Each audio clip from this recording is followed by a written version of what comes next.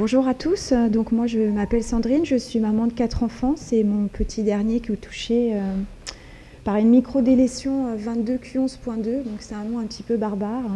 Donc moi je représente aujourd'hui l'association Génération 22, donc, qui est une association nationale de bénévoles qui lutte depuis 1997 auprès des personnes touchées par la microdélétion 22q11. À ce jour, elle regroupe 400 familles au niveau national. Donc ces objectifs sont informer, faire connaître la microdélétion, guider, soutenir les familles pour aider à mieux vivre dans le quotidien et participer à des recherches médicales. Le but principal, c'est quand même de donner aux enfants les moyens de construire leur vie d'adulte. Et ça, c'est vraiment ce qui est le plus important au niveau de notre association. Donc c'est une maladie génétique où une portion d'un des chromosomes 22 n'est pas présente. Elle est donc reconnue comme maladie rare puisqu'elle touche un enfant sur 3000. C'est une maladie peu connue. Ce n'est que dans les années 90 que les symptômes sont associés à une anomalie génétique du chromosome 22. On dit que le diagnostic n'est pas toujours facile à faire. C'est une maladie aux symptômes très variés. 75% des patients sont touchés par des cardiopathies. 95% sont touchés par des anomalies du palais, 90% par des difficultés d'apprentissage, 75% avec une baisse de l'immunité, 50% pour une hypocalcémie persistante, 30% avec des difficultés d'alimentation, 37% avec des malformations du système urinaire et 30% pour une surdité partielle.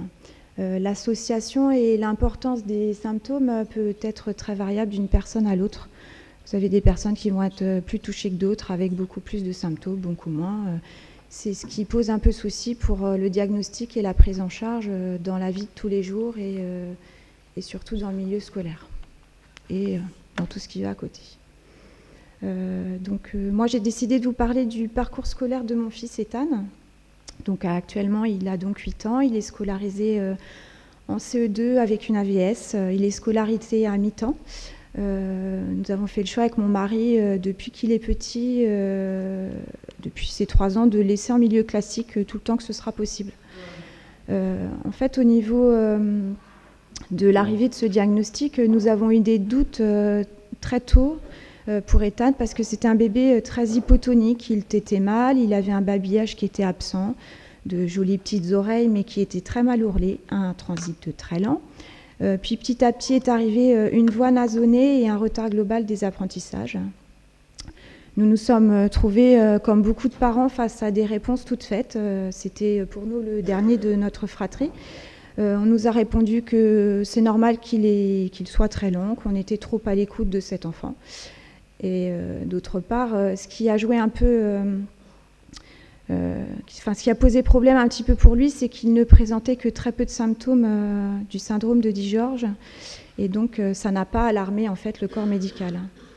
C'est à l'entrée de la maternelle en fait qu'on a un petit peu tapé du poing sur la table et que les choses se sont accélérées.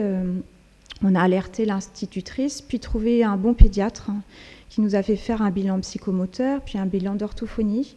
Ethan a ensuite été hospitalisé au service génétique. Puis nous n'avons pas attendu les résultats pour mettre plein de choses en route. Il a fait des séances de psychomotricité, de l'orthophonie, avec beaucoup de séances dans la semaine pour qu'il y ait une réelle prise en charge. Ce qui nous paraissait important, c'était que soit dans le milieu médical ou pour les prises en charge paramédicales, il fallait qu'on soit bien entouré et que nous ayons une liberté de parole avec ces gens qui allaient intervenir dans la vie de notre fils et qui pouvaient de ce fait lui offrir une meilleure intégration dans le milieu scolaire classique. C'est la maîtresse au départ qui nous a aidés à organiser notre première équipe de suivi de scolarité. Une fois qu'on est un petit peu dans le milieu, on dit ESS entre nous, hein. On a rencontré donc ensuite la psychologue scolaire. Ça nous a servi donc à faire une demande assez tôt auprès de la NDPH pour formuler d'autres demandes type allocation enfants handicapés. Enfin voilà, toutes ces petites choses auxquelles on se retrouve confronté quand on est parent et surtout on se retrouve aussi face à l'obligation, entre guillemets, de faire une reconnaissance de handicap de son enfant, chose auquel on n'est pas forcément préparé. Les institutrices de maternelle ont été très à l'écoute pour nous et ont tenu tout de suite compte de la fatigabilité d'Ethan. Donc il a été scolarisé à mi-temps le matin et l'après-midi on a fait le choix de le consacrer à la sieste et puis aux interventions des paramédicaux. Il avait 4 ans et demi quand nous avons eu le diagnostic. Alors ça n'a pas été un changement radical en soi, ça a été nous la possibilité certes d'avoir un nom, mais surtout de trouver de bons soins qui puissent, pour nous, d'affiner les prises en charge de façon à pouvoir continuer à être les chefs d'orchestre pour que tout s'articule correctement autour d'Ethan et surtout au plus près de ses besoins. Nous avons eu la chance d'avoir une AVS assez rapidement puisqu'Ethan était en moyenne section quand il a eu sa première AVS. La chance qu'on a eue, c'est qu'on a eu une personne en plus qui était en formation pour devenir éducatrice spécialisée. Donc pour nous, c'était un réel bonheur. On a pu prendre un temps de discussion important avec elle et on a reproduit le schéma à chaque fois qu'on a changé d'AVS. Ça nous paraissait très important de privilégier le dialogue avec ces personnes qui s'occupaient de notre fils quasiment au quotidien quand nous, on n'était pas là. Je ne vous cacherai pas qu'il y a quand même eu des hauts et des bas. On a eu des personnes très bien, puis des personnes un peu moins bien. Mais Ethan n'a jamais rien lâché et nous avons toujours décidé de rester calés sur son rythme. Le cursus de la maternelle s'est terminé. Ils sont un petit peu coucounés, protégés en maternelle. Il a fallu faire un choix pour une orientation scolaire. Donc on nous a parlé, alors à l'époque on disait CLIS, maintenant on dit Ulysse École, pour un CP classique avec un relais CESAD, sans CESAD, avec une AVS, combien d'heures, à quel rythme. Enfin, beaucoup de questions qui se sont bousculées et puis au final c'est notre groupe scolaire qui nous a apporté la plus simple des réponses en nous disant que nous, l'équipe était motivée et que le directeur était prêt à accueillir Ethan et qu'il était capable de tout mettre en place pour que ça se passe le mieux du monde. Donc en fait, on a choisi de construire notre projet de vie par rapport à ça, en se disant qu'il fallait qu'il s'épanouisse certes dans sa relation aux autres, dans un premier temps, qu'il soit évidemment en accord avec lui-même et en tout dernier point, alors ça peut paraître étrange, mais qu'il apprivoise lui-même son rythme scolaire et que même s'il mettait plusieurs années à faire ce que d'autres enfants font en peu de temps, c'était pas pour nous le plus important. Alors comme peut-être beaucoup de parents, nous n'avons pas de relais familial. Les personnes qui entourent Ethan, c'est des personnes qu'on a choisies. On a décidé de le stimuler par petites touches tout au long de la journée, toujours en étant dans la discussion et dans l'échange avec les personnes qui gravitent autour de nous. Ethan a eu une période où il ne dormait quasiment pas la nuit, donc ça m'a amené aussi moi à couper mon activité salariale de façon à m'occuper de lui pleinement. Et puis voilà, arrive un moment où on vous dit votre enfant rentre en CP et on se dit est-ce que ça va le faire, pas le faire. Et là, c'est toujours notre bon directeur qui nous a dit si, on va être là pour vous. Vous allez faire une pré-rentrée avec l'AVS, avec l'institutrice. Ils ont mis beaucoup de choses en place. Ils ont accepté qu'Ethan se lève en classe, fasse des allées, venues, une table de motricité à proximité avec des puzzles ou toute autre chose.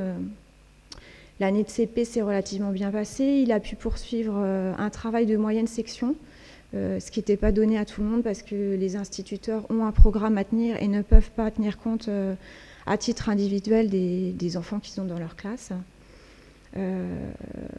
Alors en sachant que cette institutrice, je pense qu'elle avait eu comme formation la même formation que n'importe quelle institutrice, elle a su se remettre en question et faire une priorité de l'inclusion scolaire. En sachant qu'elle a évolué à tâtons tout comme nous avec Ethan et qu'elle a fait des merveilles. Voilà, après on a toujours continué à privilégier la relation qu'on a avec sa psychomotricienne et son orthophoniste. On s'est effectivement tous trompés sur certains points. On a su rebondir et avoir de belles victoires. Ethan est rentré en CE1, il a su lire, il commence à ce jour à écrire. Et nous avons appris que l'important c'était de continuer à avoir un relais avec toutes ces personnes et de se rencontrer régulièrement pour faire des points, des bilans des évolutions et des choses à réajuster.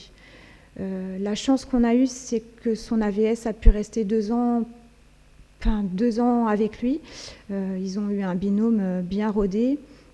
Elle a tenu compte de son évolution, de sa fatigabilité, des choses qu'il était ou pas possible de mettre en place pour lui. Ce qui est important quand les parents ont une AVS, c'est que ce ne sont pas toujours des personnes qui sont formées. Alors nous, dans les personnes qu'on a eues, on a vraiment eu la chance d'avoir 2 personnes exceptionnelles, ce qui n'est pas toujours le cas. Il faudrait, moi, je pense, insister pour que ces personnes aient de réelles formations. C'est ce qui nous paraîtrait le plus logique à ce jour, toujours. Chaque enfant est bien évidemment différent. Le milieu scolaire a effectivement une grande diversité de profils. Nous, ce qu'on souhaite en tant que parents, c'est qu'Ethan reste en milieu classique le plus longtemps possible, mais qu'il soit épanoui. C'est surtout ça. On continuera à faire effectivement avec Nicole et l'Alliance Maladies Rares de jolies formations et de jolies informations sur les handicaps et les maladies rares dans les écoles, pour que les enfants d'aujourd'hui deviennent des enfants, des adultes de demain tolérants et formés à la différence. Nous souhaitons que l'avenir de notre fils et ceux dont nous avons parlé aujourd'hui soit fait de partage et d'empathie. C'est ce qui nous paraît le plus important. Merci à vous. Moi, je vais intervenir pour l'hémiplégie alternante. On disait auparavant hémiplégie alternante de l'enfance, sauf que la maladie persiste à l'âge adulte et maintenant on dira hémiplégie alternante tout simplement. Donc moi je suis grand-mère paternelle d'un jeune Tristan qui est atteint de cette maladie. Il aura 19 ans en avril prochain. Je suis membre aussi du conseil d'administration de l'association nationale, donc la FHA. Il y a des plaquettes à l'entrée si vous voulez vous renseigner.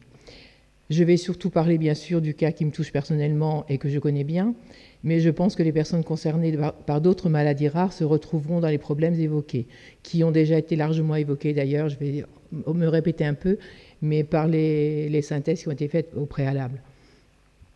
Donc je vais d'abord vous présenter la maladie, bon, sans rentrer dans tous les détails.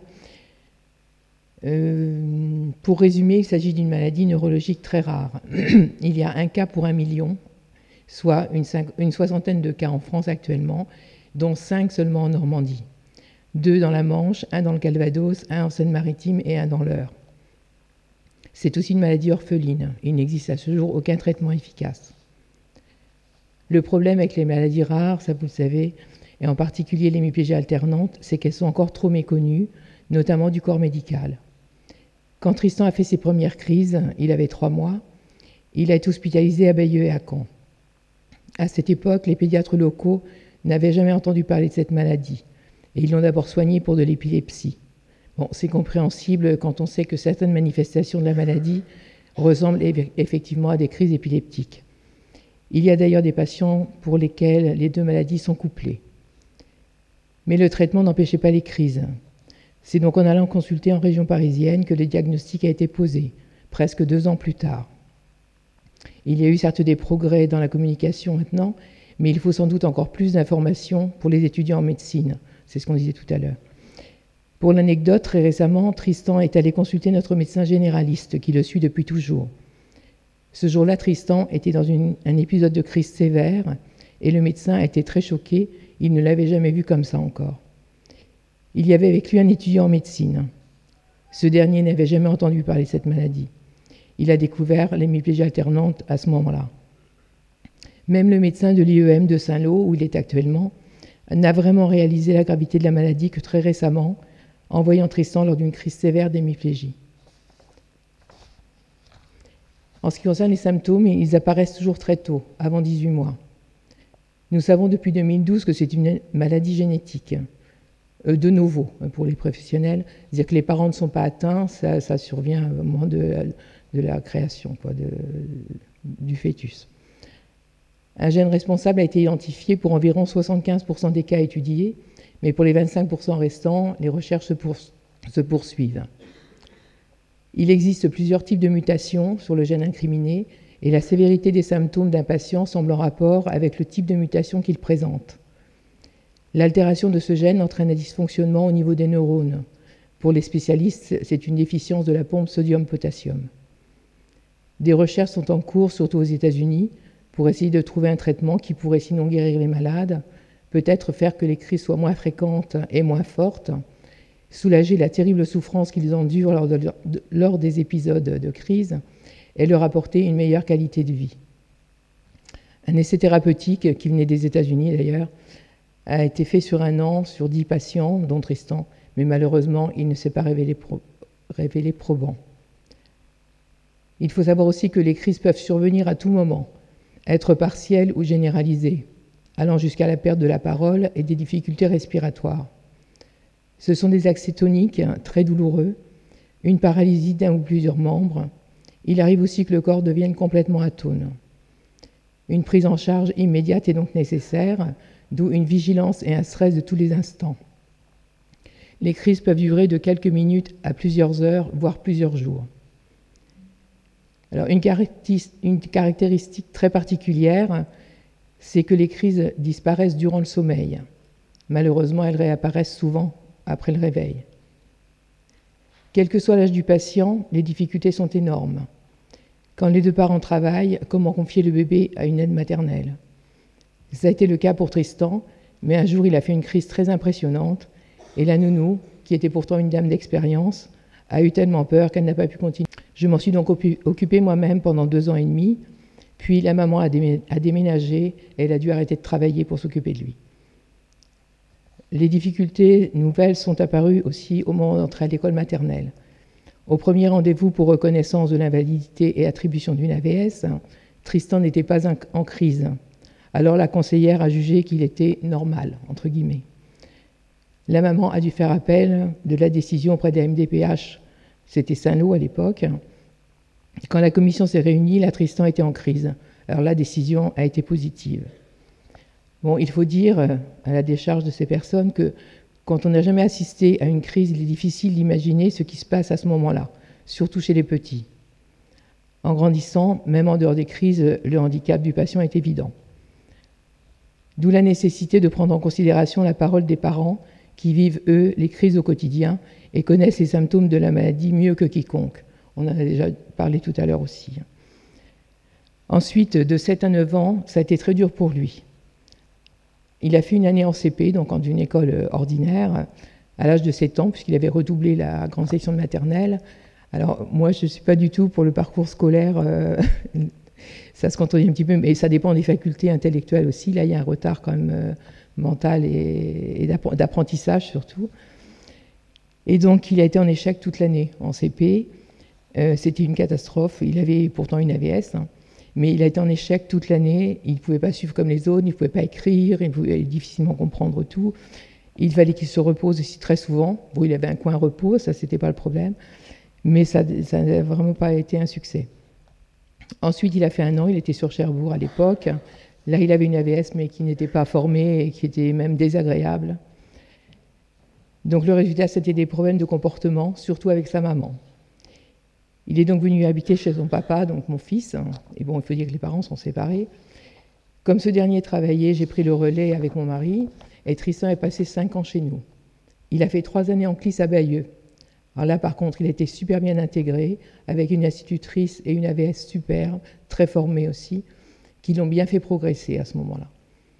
À 12 ans, nouvelle étape. Fini la CLIS à 12 ans, il est entré en IEM à Bayeux, ça s'est à peu près bien passé. Ensuite, à 14 ans, il est parti en Seine-Maritime pour rejoindre sa maman, et il est entré dans un IEM à Rouen. La bonne prise en charge, pas de problème, mais l'adolescence est un âge très difficile. Les jeunes souffrant d'hémiplégie alternante ont de grosses difficultés d'apprentissage, des problèmes moteurs, mais ils ont une bonne mémoire et un bon raisonnement, ce qui fait qu'ils sont très conscients de leur état. Ils doivent faire petit à petit le deuil de tout ce qu'ils ne pourront jamais faire. Et ces frustrations, ajoutées à la douleur de la maladie, entraînent chez certains une forme de dépression qui se traduit par des crises de violence, souvent. D'où la nécessité d'ajouter aux soins de psychomotricité, ergothérapie, kinésithérapie et autres, une bonne prise en charge psychologique, et ceci dès le plus jeune âge. Heureusement pour cela, il y a les CAMSP, les CESAD, les maisons des adolescents, les thérapeutes dans les IEM et les IME. Maintenant, je vais revenir aux aidants un petit peu. Pour les aidants, c'est très difficile également, physiquement et psychologiquement. Physiquement d'abord, car en cas de crise, le patient risque de tomber. Il ne peut plus se mouvoir seul, on doit l'aider, et la plupart du temps le porter pour l'allonger, le mettre dans son fauteuil. C'est de plus en plus dur au fur et à mesure que l'enfant grandit, même avec du matériel adapté. Psychologiquement, car c'était déjà très difficile d'accepter la maladie de son enfant, d'accepter qu'il soit différent. Aussi parce qu'une crise peut arriver à tout moment, ce qui engendre un stress permanent. Il peut y avoir aussi des problèmes de déglutition qui peuvent entraîner des fausses routes. Il faut aussi gérer les problèmes comportementaux engendrés par la maladie et le mal-être qui en découle. Et quelquefois qui ne savent pas bien exprimer, donc qui s'expriment par la violence. Il y a aussi toutes les démarches administratives, notamment pour les prises en charge de matériel. Un exemple, Tristan a depuis plus d'1 an un fauteuil électrique, mais il faut aménager un véhicule pour le transporter. La MDPH a donné son accord rapidement. C'est dans la Manche, hein, vous n'êtes pas vraiment concerné, mais ça se rejoint. Et donc, évidemment, la totalité de la somme n'est pas attribuée par la MDPH. Il a donc fallu déposer un dossier aussi auprès de la Caisse de sécurité sociale, ce qui a été fait. Mais là encore, ça ne comble pas tout. Il a fallu donc de nouveau déposer un dossier auprès du conseil départemental, afin de solliciter une aide complémentaire. En principe, la réponse devrait arriver bientôt, mais ça aura demandé plus d'1 an. Il y a aussi les questions que l'on se pose pour le devenir de l'adolescent, qui va passer à l'âge adulte. Il y a des délais assez longs pour obtenir une place en ESAT ou en FOA. De plus, les ESAT ne sont pas adaptés pour les personnes souffrant d'hémiplégie alternante. En effet, elles sont très fatigables, physiquement et intellectuellement. Elles ont des problèmes de motricité, en particulier de motricité fine, et sont incapables d'assurer les tâches demandées. D'où un sentiment d'échec, de la fatigue et du stress, facteurs dont on sait qu'ils peuvent provoquer des crises. Plusieurs malades de notre association ont fait l'expérience, et Tristan également, enfin lui seulement des stades de 2 journées, et aucune personne n'a pu rester en ESAT pour le moment. Alors il y a les FOA, mais les handicaps, ils sont très lourds. De plus, ils sont quelquefois trop éloignés du domicile du malade, ce qui suppose un internat. Or, les patients ont besoin de se sentir bien entourés, sécurisés, et ils ont besoin d'une assistance quasi permanente. Je ne pense pas... Bon, je me suis renseignée depuis, il y a peut-être quelque chose d'intermédiaire, mais pour le moment, je pensais, quand j'ai écrit, qu'il n'y avait pas de structure intermédiaire entre les AT et le FOA. Il y a aussi l'éventualité du maintien à domicile. Bon, le malade doit passer en commission avant l'âge de 20 ans. Bon, pour envisager un maintien à domicile, il faut que toute autre possibilité ait été écartée. Alors, Tristan va être obligé d'aller passer 3 semaines en internat dans un FOA.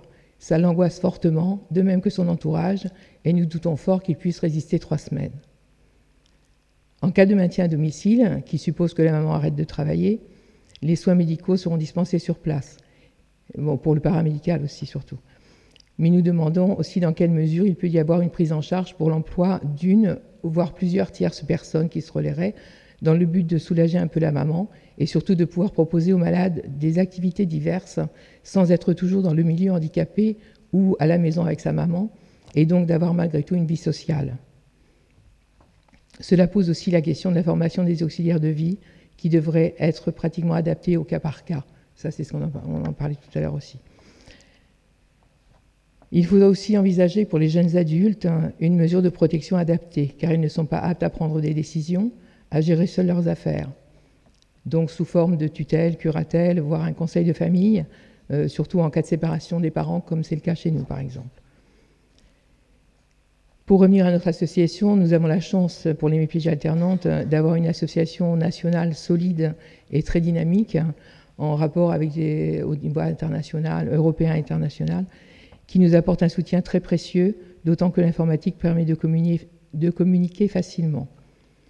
Au niveau régional, peut-être on pourrait envisager des contacts, voire des groupes de parole, bon, seulement au niveau de toutes les maladies rares. Je ne dis pas simplement, là, il y a 5 cas en Normandie, on ne va pas faire des groupes de parole pour ça. mais aussi pour les malades et les aidants, afin qu'ils se sentent un peu moins isolés. Bon, il est temps pour moi de conclure, j'espère que je n'ai pas dépassé le temps. Je n'osais pas vous interrompre. Non, j'espère juste vous avoir sensibilisé aux difficultés rencontrées par les malades et leurs familles. Et j'espère que les questions posées, justement, pourront être prises en considération par les instances compétentes. Merci de votre attention.